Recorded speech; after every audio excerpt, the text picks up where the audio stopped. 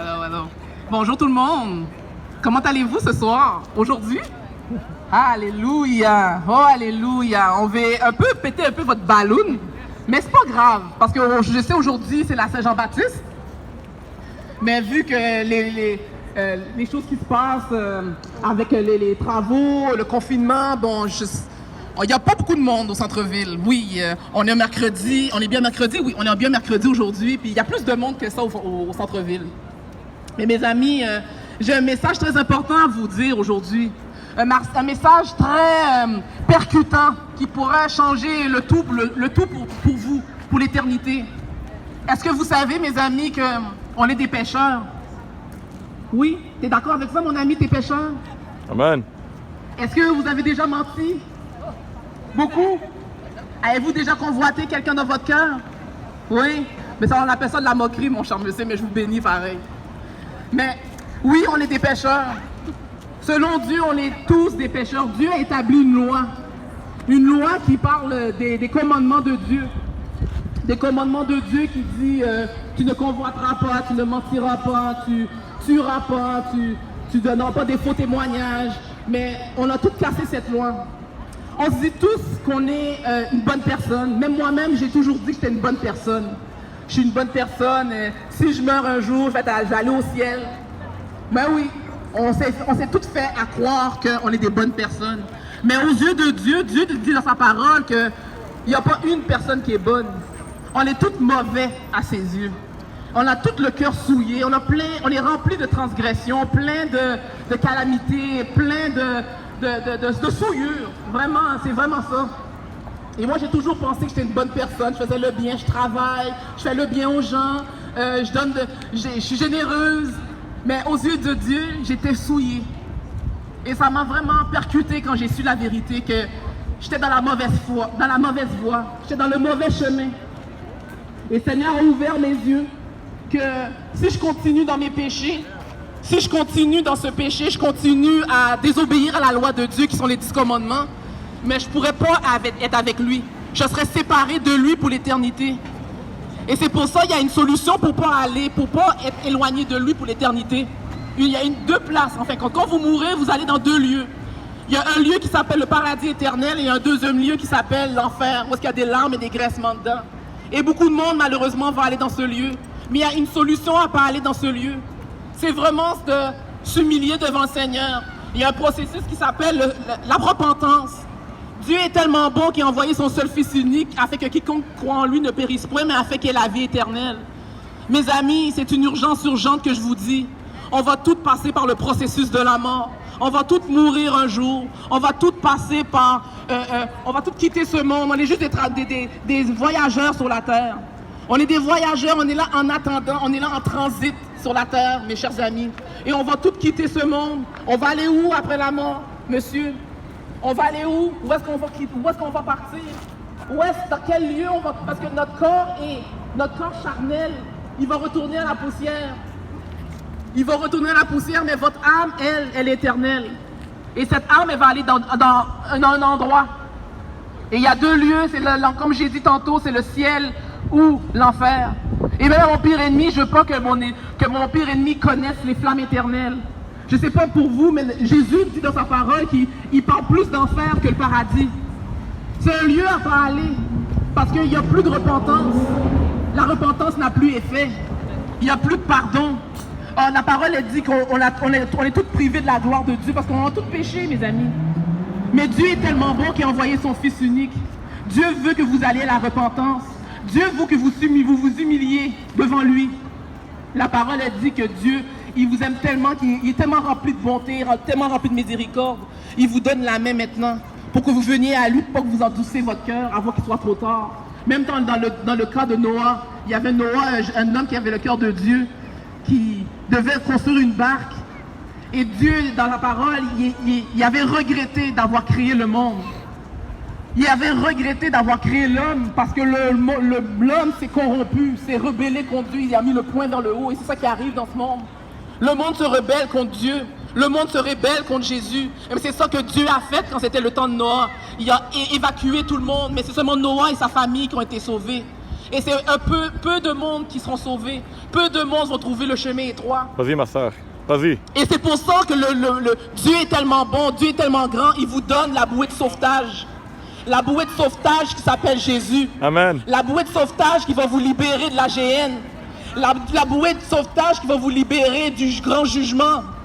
Parce que vous savez que tout ce que vous dites, tout ce que vous pensez est écrit.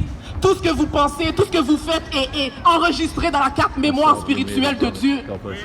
Pensez pas que vous pouvez vous partir ou départir de vos péchés. Pensez pas que tout ce que vous faites, personne m'a vu, personne m'a entendu. J'ai avorté, personne ne le sait. J'ai volé, personne ne le sait. J'ai convoité mon prochain, personne ne le sait. J'ai trompé ma femme, personne ne le sait. J'ai fraudé le gouvernement, personne ne le sait. J'ai menti, j'ai tué, j'ai désobéi à mes parents, personne ne le sait, mais Dieu vous a vu. Dieu a tout enregistré, Dieu a tout programmé, Dieu il connaît votre vie, Dieu connaît tous vos états d'âme, Dieu connaît vos émotions, Dieu connaît quand vous vous levez, quand vous vous levez. La parole a dit qu'il connaît même le nombre de cheveux sous votre tête. Amen. Même quand tu tournes à gauche, même quand tu tournes à droite, il sait ta vie. Pense pas que c'est rien caché aux yeux de Dieu. Dis pas que personne m'a vu, c'est juste un secret, c'est entre toi et moi, mais Dieu est au courant. Si tu fais des évasions à domicile, si tu fais des extorsions d'argent, si tu manipules les gens, personne ne le sait, mais Dieu a tout vu. Mais c'est maintenant, il faut se repentir, mes amis, parce qu'avant, vous serez devant le grand jugement de Dieu. Mes amis, on sera jugés par nos actions, par tout ce qu'on a fait. Et le cœur de l'homme est vraiment souillé, malheureusement. Mais Dieu est tellement bon. Il a envoyé son Fils pour vous délivrer de cette souillure, cette saleté. Oui, c'est très important d'aller à la repentance. Et la repentance, que signifie la repentance?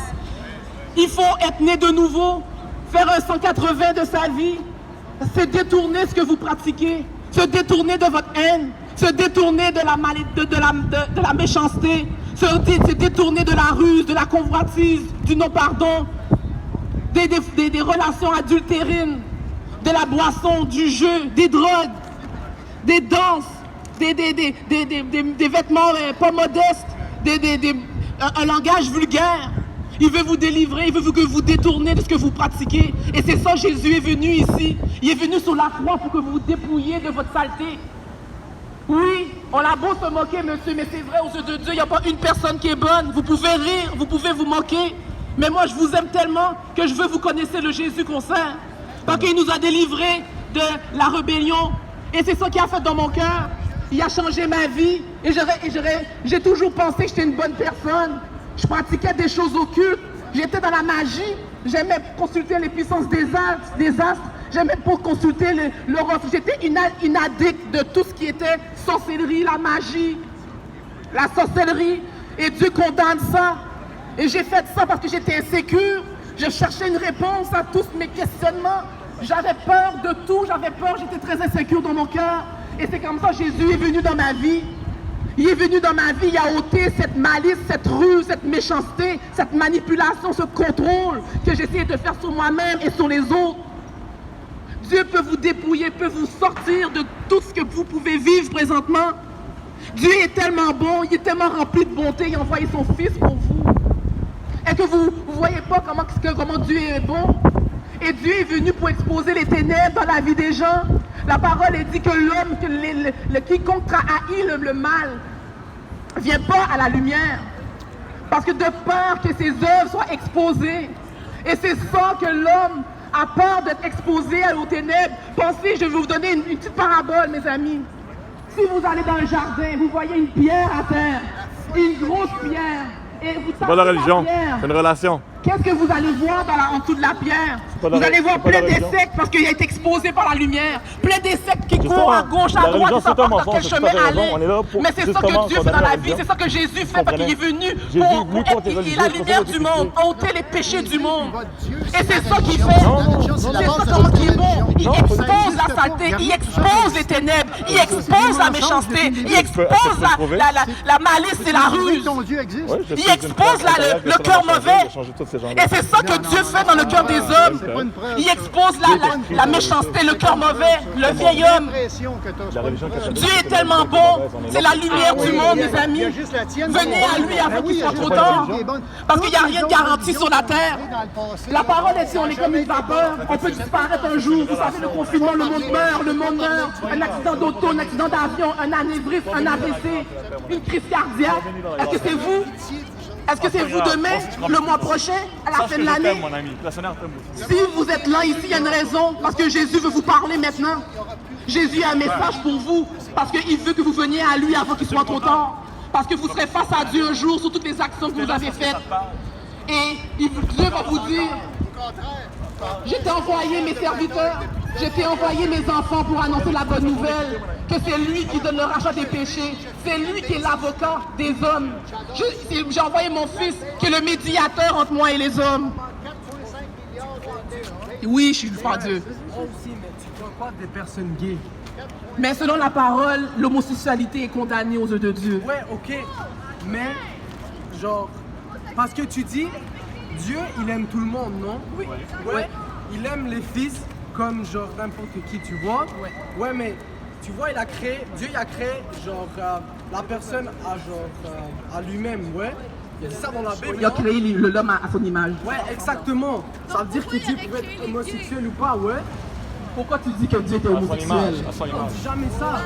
Je dis pas ça, mais il dit il a créé le monde à son image.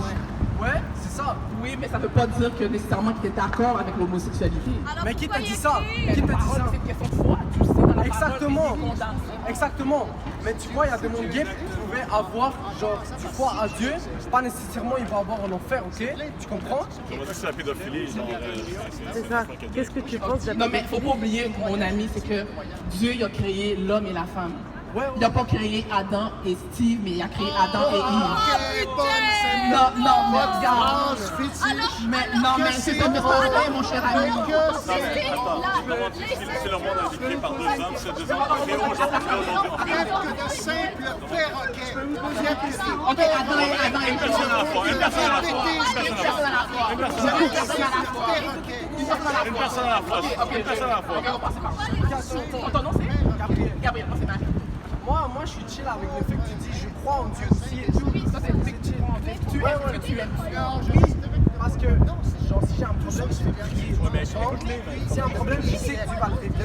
Des fois, il y a un problème. Moi, j'ai des amis Oui, gays. mais il faut respecter Et les j'ai aucun croyances de problème avec eux chacun. parce que je sais que Dieu, il aime n'importe qui. Donc, il faut Du moment que tu es respecter une bonne les personne, croyances Dieu va de donner. Regarde, Gabriel, je vais te dire quelque chose. La parole dit que si vous m'aimez, vous gardez mes commandements. C'est ça que Dieu dit dans sa parole. Ouais, mais- Si tu m'aimes, mais tu obéis à ce que je te dis. Exactement. Maintenant, j'ai une question pour toi. Est-ce que dans les commandements, ça dit que tu n'as pas le droit d'être homosexuel? Non, parce que si tu fais pas une relation comme dans 1 Corinthiens 6:9, ils disent une panoplie de péchés comme les fornicateurs, les impudiques, les efféminés, c'est homosexuel. Les efféminés n'hériteront pas du royaume des cieux. Ça c'est 1 Corinthiens 6:9, tu vas le voir. Je pourrais te le montrer si tu veux. Ok, moment. Laissez-les vivre. Non, c'est pas bon pour la société, c'est pas Parle bon. anglais? C'est Alors, pas bon, vous êtes- laisser vous croire des choses qui n'existent pas. Il faut pas faut pas forcer les gens à croire à ce que vous croyez. Exactement. Laissez les Je gens suis athée, vivre. je crois, je suis force personne à croire à ce que je crois. Je dis juste que les croyants, c'est des bêtes. Ok, ne vous Imbéciles, c'est des Monsieur, c'est des imbéciles. Monsieur. Ne vous trompez pas ni les impudiques, ni les idolâtres, ni les adultères, ni les efféminés, féministes et homosexuels, ni les infâmes, ni les voleurs, ni les cupides, ni les ivrognes, ni les étrangers, ni les ravisseurs, Attends, on parle. Regarde, c'était ça. Regarde, Monsieur, non, écoute, ma soeur. ouais, ni les ravisseurs, les vitrons du royaume de Dieu. Ok. Là, j'ai une question pour toi. Qui a écrit ça? C'est le trafic de Dieu, mais c'est par le Saint-Esprit qui a passé par les hommes. Ok. Qui a écrit ça? C'est le Saint-Esprit, c'est le Dieu, c'est pas. Non, c'est des hommes par le Dieu Saint-Esprit. n'a rien écrit. Qui te dit que Dieu y a dit des Dieu n'a rien Mais écrit. parce qu'il a inspiré, c'est inspiré par des gens. Pas nécessairement. Tu crois pas à la parole? Je crois à la parole. Mais tu vois, ce qui est écrit là, c'est pas ce que Dieu voulait. Mais tu Tu vois, sais jamais. mais tu vois, la parole elle dit que offre la foi, attends, offre la foi, il y a dit offre la foi, mais impossible d'être agréable à Dieu. C'est comme quand t'as pas la ça fait pas de Dieu, la parole.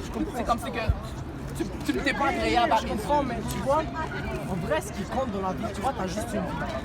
Oui. Tu dois la faire bien, tu dois faire attention à ce que tu fais. Parce mais- que tu dois être une bonne... Attends, je parle. Je suis content, je suis content que tu parles. Parce que je veux avoir une bonne Oui, conversation. amen, amen. J'aime ça les conversations. Et moi aussi, parce que On apprend, c'est ça. J'aime ça. Ça dérange pas, il Yes. check. Moi, je crois en Dieu, mais comme si il faut que tu sois une bonne personne. Parce que si t'es pas une bonne personne, en même temps, on va dire que tu es une personne et tout. Bon, je pense que là, je la poserai pas ma question. Posez Tout le monde est polarisé sur l'homosexualité. Mais je pense à prêcher juste une question de poser. Gabriel, c'est quoi une bonne personne? Une personne qui fait pas mal aux autres, qui ne profite pas du genre, qui ne profite pas du fait qu'une personne est dans la rue. Ok. Attends, j'ai pas fini. Ok, vas-y. Tu vois, je fais que comme tu fais genre, du bien aux autres personnes, tu fais à fois être une bonne personne, tu penses les autres, tu te dis ok, si je fais ce choix, ça va faire mal aux autres personnes, alors je vais aider ce monde-là. Bien sûr, ce que tu me dis, je vais pas faire quelque chose qui Je vais faire un petit test avec toi. Moi, je l'ai échoué. Je vois ce que tu as pensé. La question 1. As-tu déjà menti? Ouais, c'est sûr. Tout le monde a menti. Ok. Là, comment on appelle quelqu'un qui ment? À mentir. Ok. Est-ce que tu as déjà volé? Même si la musique t'est déchargée, là. Comme ça. Mais même une petite efface à l'école, t'as ton primaire, une petite affaire là, qui appartenait pas à toi. N'importe quoi. Bon, ok. Comment on appelle quelqu'un qui ment? Est-ce que tu as déjà convoité quelqu'un dans ton cœur pour la regarder? Mettons la pornographie, mettons que tu convoites quelqu'un, tu fais des idées sexuelles dans ton cœur. Ah, ok, ouais. Ok, là tu viens de me dire que tu es menteur, tu es un voleur et puis tu es un convoiteur dans ton cœur. Et tu me dis que tu es une bonne personne. Mais selon la loi de... Non mais attends. Mais selon la loi de Dieu, Dieu il dit il n'y en a pas une qui est bonne. Personne. Fait que lui, il y a des lois. Fait que là, on a cassé cette loi. Comme tu me dis, moi j'ai cassé cette loi là. C'est ce que tu peux dire. J'ai cassé cette loi. Fait qu'on a menti, Gabriel, on a menti, on a convoité, on a désobéi à nos parents. Puis est-ce que tu as déjà dit le nom du Seigneur enfin? Non, jamais. T'as jamais dit O-M. T'as jamais dit oh my. Non, parce que quand je dis ça, c'est que j'y crois et je sais que... Ok, c'est bon. Ok, ça, on appelle ça le blasphème. Ouais, j'ai C'est le blasphème. Fait que, on a tout cassé la loi. Mais attends, je veux dire, qu'aux yeux de Dieu, on a cassé cette loi-là, Gabriel. Ouais, mais attends. C'est son nom. On a juste cassé cette loi. Puis l'affaire, c'est que si on a cassé la loi, il y a une conséquence. Tu sais quoi la conséquence? C'est quoi la conséquence? Exactement. Mais qu'est-ce qu'il faut faire pour aller? Ok, mais comment? Tu peux arrêter de filmer un peu, là, on a une discussion. Non, mais c'est ça fait partie du ministère. Attends, parce que je peux prendre une conversation. Ok, d'accord. Tu peux arrêter de filmer, s'il te plaît? Laisse-le parler.